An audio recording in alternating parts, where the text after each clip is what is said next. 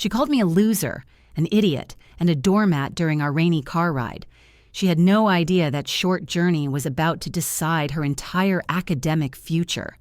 The rain was coming down in sheets, blurring the Gothic architecture of the campus into a watercolor mess. My Audi's wipers swept back and forth in a frantic, rhythmic pulse. The only sound in the car, besides the soft hum of the engine and the quiet fury emanating from my passenger seat. I had made the mistake of offering a ride to a student caught in the downpour. A simple act of kindness, I'd thought. I was, it turned out, catastrophically wrong. "Can you turn the heat up? It's freezing in here," she demanded, her voice sharp enough to cut glass. She clutched a leather portfolio to her chest like a shield, her dark hair plastered to her forehead. I obliged without a word, twisting the dial until a blast of warm air filled the cabin. I probably should have just kept driving past her, another figure huddled miserably under a failing umbrella. But she'd looked so desperate. Now that desperation had curdled into pure, unadulterated entitlement. My gaze lingered for a moment on the new bronze statue of the university's founder, water sluicing down his stern, metallic face. It was a new addition since my last visit, and I was admiring the craftsmanship. "Stop gawking and drive, loser!" The words snapped through the quiet car, accompanied by the sharp crack of her fingers. I turned my head slowly, my hands still resting on the leather-wrapped steering wheel. "I'm sorry?" "You heard me," she sniffed, pulling a compact from her bag to inspect her smudged mascara. "I have a thesis defense meeting in 10 minutes with the review committee. My work on quantum particle entanglement is going to revolutionize the field, and I can't be late because my chauffeur is sightseeing." Chauffeur, loser. The words hung in the air between us, smelling of ozone and wet wool. I took a steadying breath and eased the car back into the flow of campus traffic. I could feel her eyes on me, judging the expensive watch on my wrist, the cut of my coat, the very air I breathed. To her, I was just some rich guy with a flashy car, probably living off a trust fund, my brain as smooth as a river stone. "Could you be any slower?" She sighed dramatically as I carefully wiped a patch of condensation from the inside of the windshield with my glove. "Just use the defroster, you idiot." I pressed the button, the whir of the fan filling the momentary silence. Every command was an insult. Every request was a judgment. I remained silent, a decision that seemed to infuriate her even more. "I don't suppose a car this ridiculously expensive actually has a useful charging port?" she asked, waving her dead phone at me. I gestured to the console. She plugged it in and immediately wrinkled her nose at the soft Vivaldi playing through the speakers. "Ugh, can we listen to something that isn't funeral music?" Before I could answer, she'd already connected her phone via Bluetooth, and the cabin was flooded with some kind of grating, bass-heavy pop music. I navigated the winding campus roads, relying on her clipped, impatient directions. "Turn here." "No, not that here. The next here. Are you even listening to me?" We finally pulled up in front of the imposing granite edifice of the Kellogg Physics and Astronomy Hall. She grabbed her portfolio, ready to bolt. As I came to a smooth stop at the curb, she fumbled with her travel mug of coffee. "Oh, for God's sake," she exclaimed as the lid popped off, splashing lukewarm coffee all over the custom cream-colored floor mat. She didn't apologize. She shot me a venomous glare. "If you hadn't braked so suddenly, that wouldn't have happened." She shoved the door open, letting a fresh sheet of rain into the car and scrambled out, leaving the empty, dripping cup on the floor. She didn't even bother to close the door. She just stood on the pavement, giving me one last withering look over her shoulder. "You know," she said, raising her voice to be heard over the storm and her terrible music, "for a rich guy, you have the personality of a doormat. Maybe that's how you got your money, by letting people walk all over you. Have a nice life, loser." With that, she turned and marched towards the massive bronze doors of the physics building, a conquering hero ready for her intellectual duel. I watched her go, a small, tight smile playing on my lips for the first time that morning. I turned off her music, plunging the car back into a blessed silence. Then I killed the engine, got out, and calmly walked around to close the passenger door she'd left open. She was fumbling in her bag, presumably for her student ID to get past the security desk in the lobby. I simply walked past her, heading not for the main entrance, but for a smaller, unmarked door to the side. I pulled a keycard from my wallet, the gold lettering on it gleaming in the gray light. I swiped. The lock buzzed and a green light blinked. Access granted. Just before I stepped inside, I glanced back. She was still stuck at the front desk, arguing with the guard. Her eyes met mine, her smug expression finally faltering, replaced by a flicker of confusion as she saw me entering the building she was struggling to get into. I just smiled, adjusted the collar on my jacket, and walked inside. After all, I didn't want to be late. It's bad form for the chairman of the doctoral review committee to be late for a student's thesis defense. The corridor was cool and hushed, a world away from the tempest outside. The polished marble floors gleamed under the recessed lighting, reflecting the portraits of stern-faced Nobel laureates that lined the walls. A few postdocs scurried by, their heads buried in tablets, offering me respectful nods. "Good morning, Dr. Finch," one murmured. "Morning, David," I replied, my voice even. The name felt strange in my own head after 20 minutes of being loser and idiot. I arrived at the oak-paneled conference room on the 4th floor. Inside, the other 2 members of the committee were already seated around the long, intimidating mahogany table. Dr. Evelyn Reed, a woman whose sharp intellect was matched only by her sharper suits, looked up from her notes and gave me a tight smile. "Alistair, nasty day out there." "You have no idea, Evelyn," I said, shrugging off my damp coat and hanging it on the brass stand by the door. Professor Kenji Tanaka, a quiet titan in the field of astrophysics, offered a serene bow of his head. "The candidate seems to be running late." "She'll be here," Evelyn said, tapping a perfectly manicured finger on a thick binder. "Miss Vance is nothing if not punctual in her pursuit of glory." I caught the slight edge in her voice. It seemed my impromptu passenger had a reputation that preceded her. "Her paper is brilliant, no doubt," Evelyn continued, "but her temperament, let's just say she doesn't suffer fools gladly, or anyone else for that matter." "Confidence is essential in our field," Tanaka offered mildly, "but humility is the bedrock of discovery." I took my seat at the head of the table, the one directly facing the chair reserved for the doctoral candidate. My chair. The chairman's chair. I poured myself a glass of water from the carafe, the clinking of the glass the only sound in the room. I thought about what had just happened in my car, the insults, the spilled coffee, the sheer, unadulterated contempt. Part of me, the human part, felt a hot flash of anger. But the larger part, the part that had spent 30 years in academia, felt a profound sense of disappointment.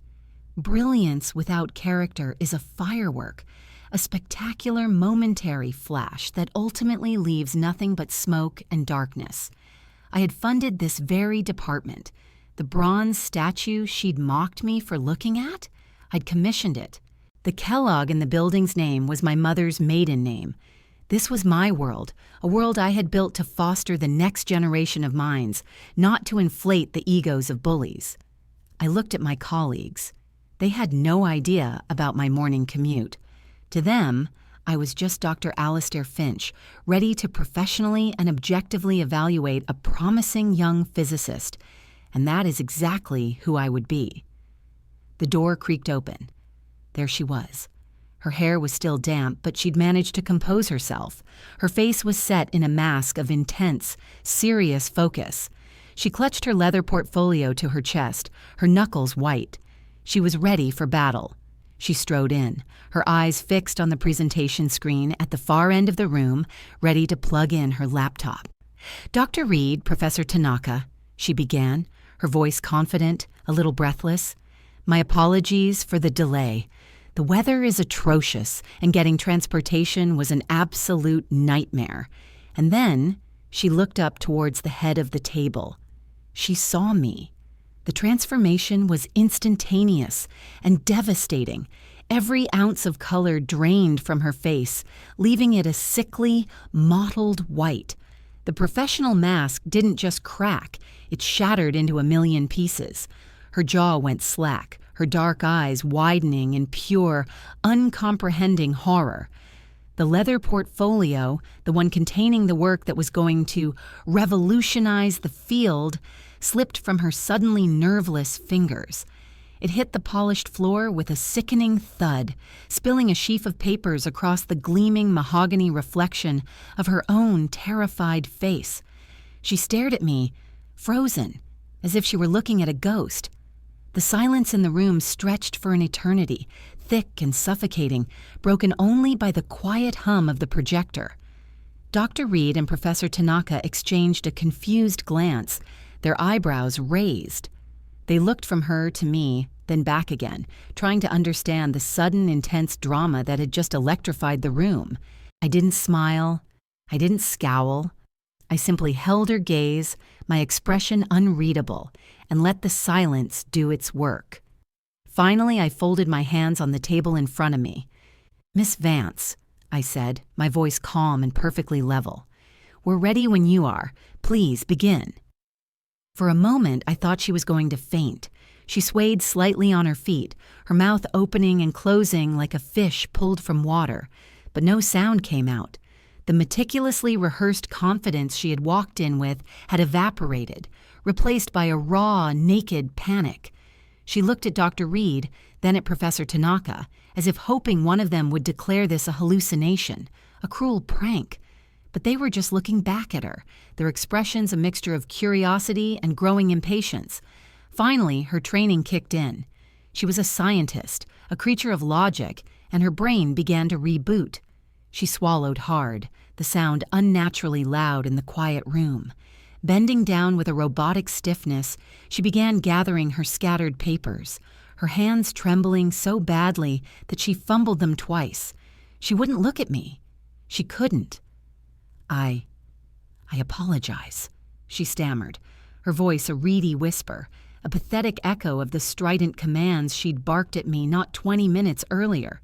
She straightened up, clutching the papers to her chest, her face now flushed a deep, blotchy red. She avoided the chair, instead moving stiffly to the podium and plugging in her laptop. As the first slide of her presentation, "Quantum Particle Entanglement, a New Paradigm," appeared on the screen, I cleared my throat. "Miss Vance," I said, my tone still neutral, "before you begin, a brief procedural matter. The review committee has received an anonymous report concerning a potential breach of the university's code of conduct. Normally, we would address this privately, but given the timing, we'll need to discuss it now." Her head snapped up, her eyes wide with fresh terror. This was a lie, of course. There was no report. There was only me. But she didn't know that. Evelyn and Kenji looked at me, perplexed. I gave them a subtle, almost imperceptible shake of my head. "Trust me." "The report," I continued, leaning forward slightly, "alleges a pattern of, let's call it unprofessional conduct, towards university staff and community members. Specifically, a tendency to treat those perceived to be in service roles with disrespect and contempt. The university believes that character, integrity, and basic human decency are as critical to a doctoral candidate's qualifications as their research. A brilliant mind is of little use to humanity if it is housed in a person who is cruel, arrogant, and dismissive of others." Every word was a hammer blow. I could see her reliving the entire car ride in her mind. Loser, idiot, doormat, the spilled coffee, the open door, the final parting shot about me letting people walk all over me. The rich irony was so thick it was almost suffocating. She, the intellectual superior, had completely failed the simplest of tests. She hadn't been judged on her quantum physics. She had been judged on how she treated the man she thought was her chauffeur. Tears began to well in her eyes, threatening to spill over. Her groundbreaking thesis, her entire future, was about to go up in smoke because of a 20-minute car ride. She opened her mouth to speak, probably to offer a desperate, sputtering defense, to claim it was all a misunderstanding. I held up a hand, stopping her. "However," I said, letting the word hang in the air, "the report is anonymous, unsubstantiated, and this committee is here to evaluate your thesis, and your thesis alone." I looked directly into her eyes, letting her see for the first time a flicker of something other than cold authority. "Your work on quantum entanglement is, as you noted, potentially revolutionary. That is what we are here to discuss, nothing else. So please, Miss Vance, begin your presentation. Show us why you deserve to be called doctor." A single tear escaped and traced a path down her cheek. She swiped it away furiously. It was a lifeline, a second chance she knew, with every fiber of her being, that she did not deserve. She took a deep, shuddering breath, composing herself not with arrogance this time, but with a fragile, newfound humility. She nodded once, a quick, jerky motion, and then she began to speak. Her voice was shaky at first, but she knew her material. The passion for her subject, the genuine brilliance that Evelyn had mentioned, began to shine through the cracks in her shattered ego. She presented her research not as a conquering hero, but as a student, a seeker of knowledge. It was, I had to admit, a truly masterful defense. When she finished, the three of us conferred for a few minutes. The decision was unanimous. "Miss Vance," I announced, returning to the room where she waited, twisting her hands in her lap. "Congratulations. The committee has approved your thesis. You have earned your doctorate." The relief that washed over her was so profound it was almost painful to watch. She collapsed back into her chair, covering her face with her hands, as quiet sobs of joy and shame shook her frame. After a moment, she looked up at me, her eyes red but clear. "Thank you," she whispered. The words were not for the degree. They were for the lesson. As she was packing her things, I walked over to her. "Dr. Vance," I said softly. She flinched, but then met my gaze. "A piece of advice. From one loser to another. Entanglement isn't just for quantum particles. We are all connected. The way you treat the person serving you coffee is more important than any equation you will ever solve." She simply nodded, unable to speak. I turned and left the room, leaving her alone with her new title and the heavy weight of her newfound wisdom. The rain had stopped. As I walked to my car, I saw her reflection in the rain-slicked pavement, a smaller, less certain figure than the one who had stormed the building that morning. Her education, I suspected, was only just beginning.